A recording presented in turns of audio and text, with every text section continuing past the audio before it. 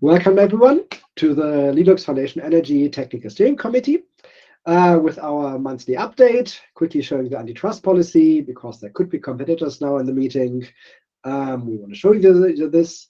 It's the 12th Technical Steering Committee EVerest had so far. So it's a bit of a, let's say, celebration event.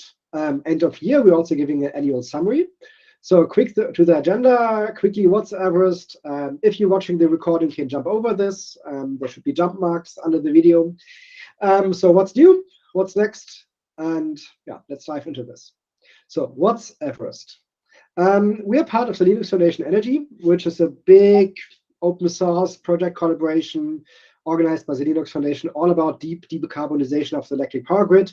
And we are the gateway to cars. So we are the software running in chargers. Why are we doing this? Because this industry is super fragmented with too many players. We have a lot of standards and everyone is implementing them slightly different. That causes a lot of inefficiencies, so waste of money and really pure customer experiences. If your charger doesn't work with your home solar, if a certain new car doesn't work with the existing charger, or if public charging infrastructure is always broken, no one knows why. That's challenges we want to fix.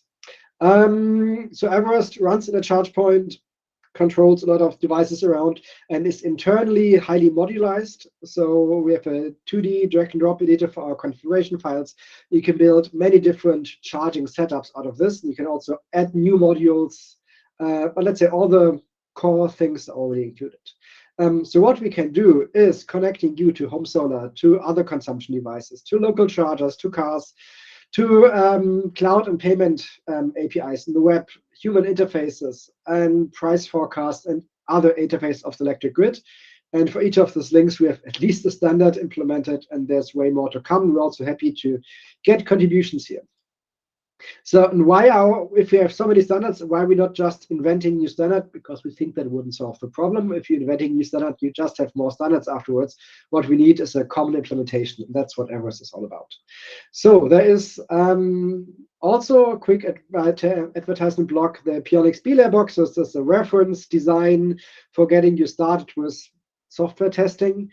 I think in the background, we are now with 5 to 10 different hardwares where EVerest is already running on. This is something you can buy off the shelf as engineering sample.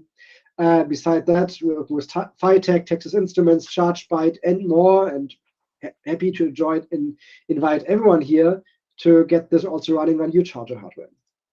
And yeah, so the ecosystem also is growing quickly. I mentioned that this is now adopted by iLumen, by Mahle, by the component suppliers I mentioned before, working so far with 5 different universities, working with a lot of organizations like the Linux Foundation, with the Open Charge Line, and with Sharon, all one way or the other contributing to EVerest.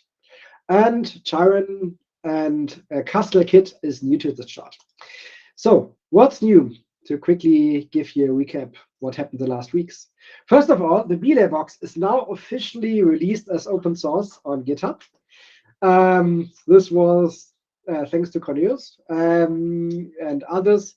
We got all the hardware designs, all the schematics, all the 3D drawings, everything of the BelayBox released hardware-wise under the CERN open hardware license in the permissive flavor and the firmware as Apache 2.0 as usual. So super permissive, you can take it and do with it whatever you want, except suing us. And yeah, next step, Manuel.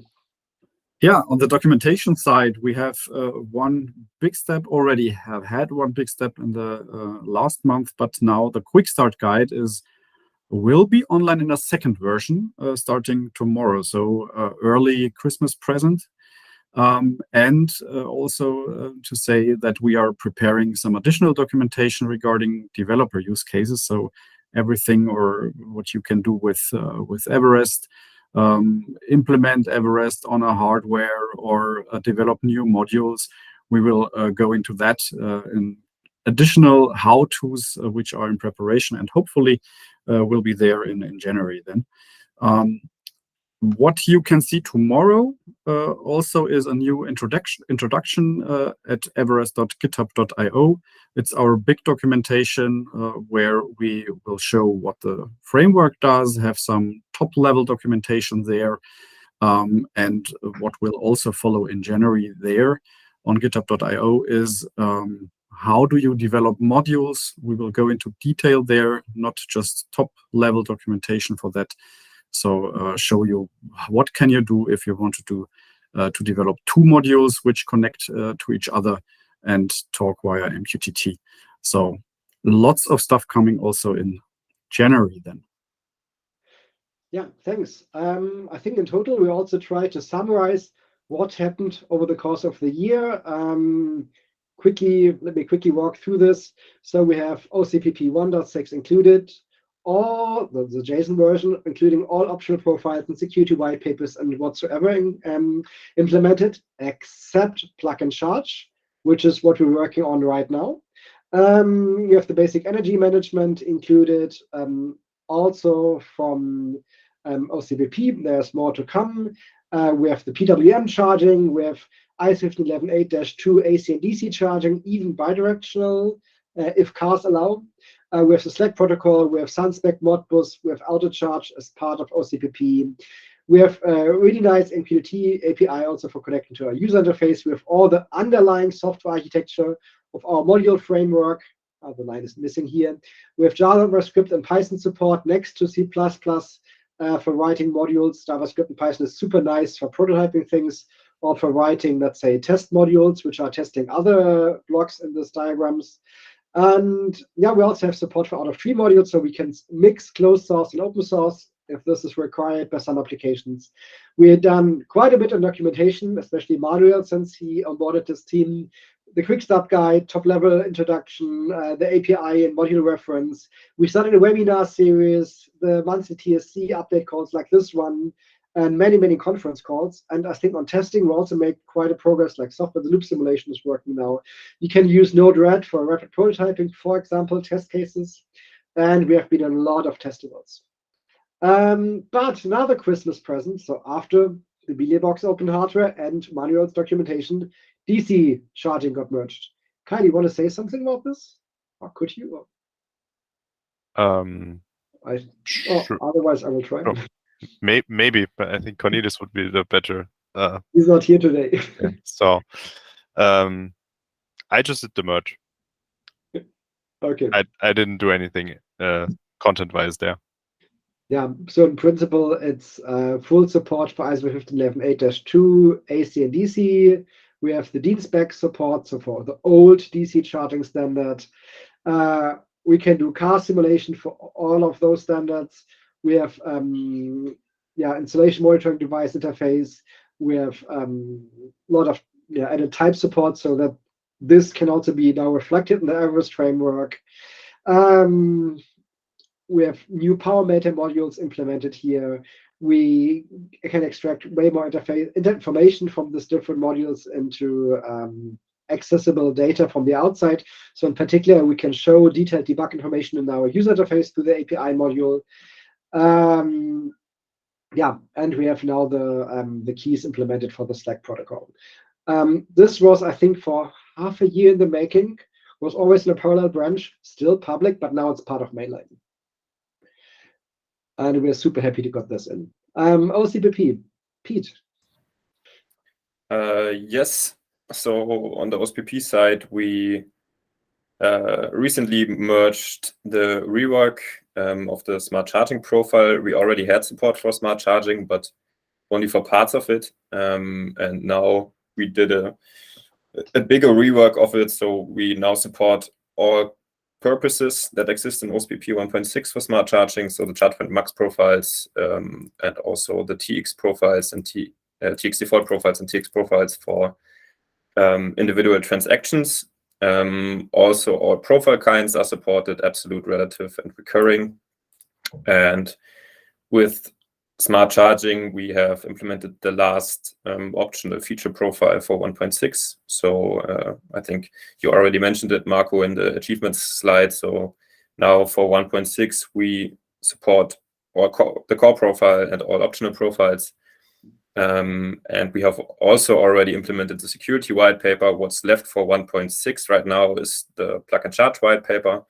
And we have started with it already, but this is an additional feature that we want to implement by the end of by the beginning of the next year, and this is already a backport from OCPP 2.0. So at the same time, we have started to integrate that as well. And apart from that, we also did some changes regarding the big DC merge we had on the previous slides, and had some adjustments there on the OCPP side. Yeah, that's it. So then, final notice. Once a year, every project gets reviewed by the Technical Advisory Committee from the Linux Foundation Energy. And we got reviewed, and we are pre-approved for the next evolution stage, which is called early adoption. Have been super happy of that.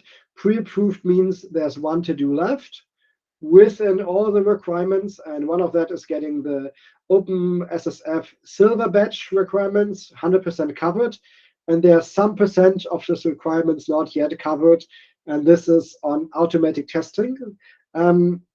We have, I think, over the last TSCs already mentioned that we're doing something on automatic testing, and we will probably utilize this quite soon.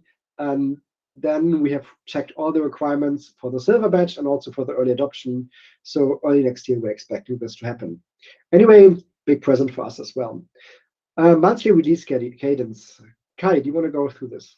Yeah, so kind of in secret or semi-public, we started doing monthly test releases going back to November this year, which basically means we started tagging all of our libraries in stable versions and are trying to keep up with a monthly release schedule.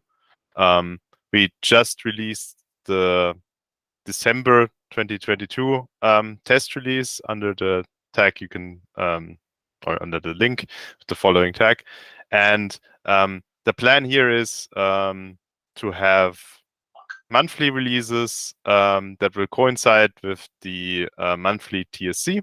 So in the end of January, we will start monthly release cadence where every month we will release a tested version of EVerest Core and all the dependent libraries.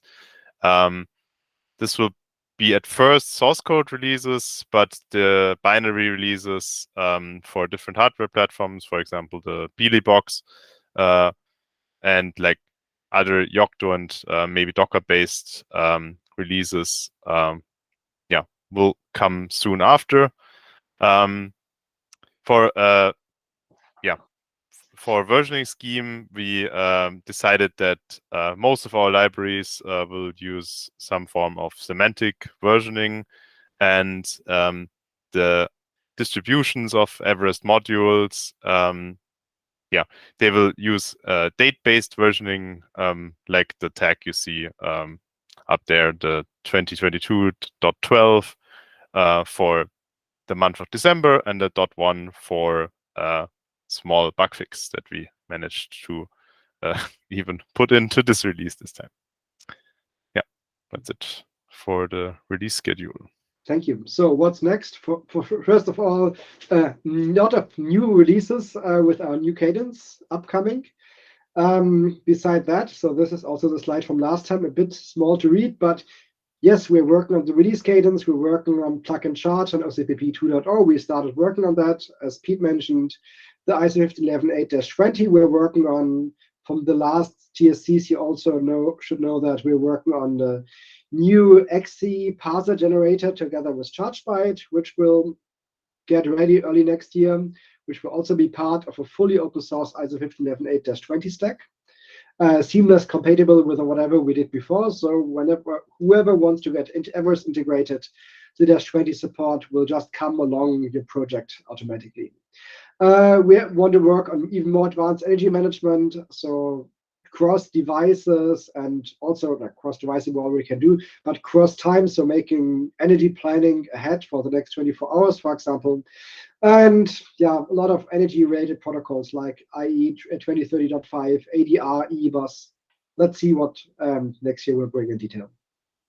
We will be on the FOSDEM end or beginning of February in Brussels.